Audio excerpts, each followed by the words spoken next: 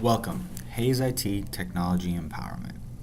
Starting from the top, we're going to select the green button, and here you can change your photo. You can change what it says, where it says available, by clicking the little pencil sign to the right of your photo. And you can of course change your status from available to invisible and so on and so forth.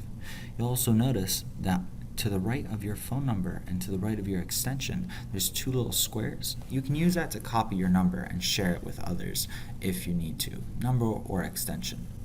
So, selecting the envelope button allows you to check your messages. You'll notice that in the top left corner. Here, you'll see that you have all, voice, fax, and recordings. For the most part, you're going to check all and voice.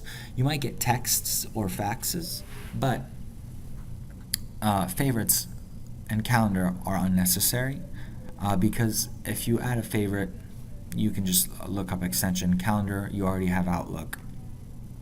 But call log is very important. This allows you to see all calls, missed calls, and recordings of calls you've had.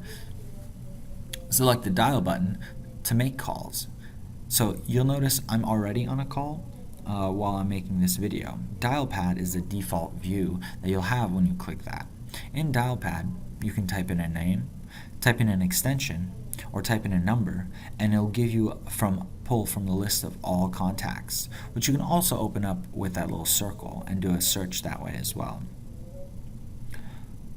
Select the chat bubble to send text to yourself, to candidates, or to clients. The text will come through as a regular text. I recommend you put in your cell phone number and send yourself a message first. That way you can save your direct line to your phone, and if you ever need to, you can share it with other people that way.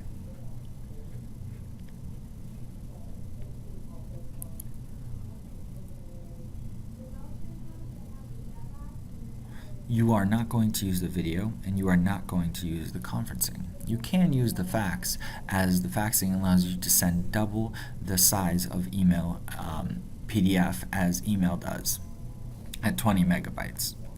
So all your contacts from Hayes are already listed in here. So if you need to send a particularly large PDF, you can do so through RingCentral.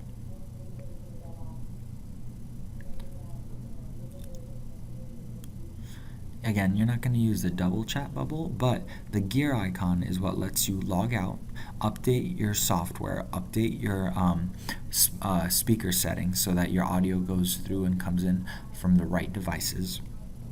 And then you should only need to do that once. However, if you're on a call and you notice a lot of errors or RingCentral is acting up, you can purge data. Don't do it during the call, wait till afterwards, as it will wipe out everything in your app.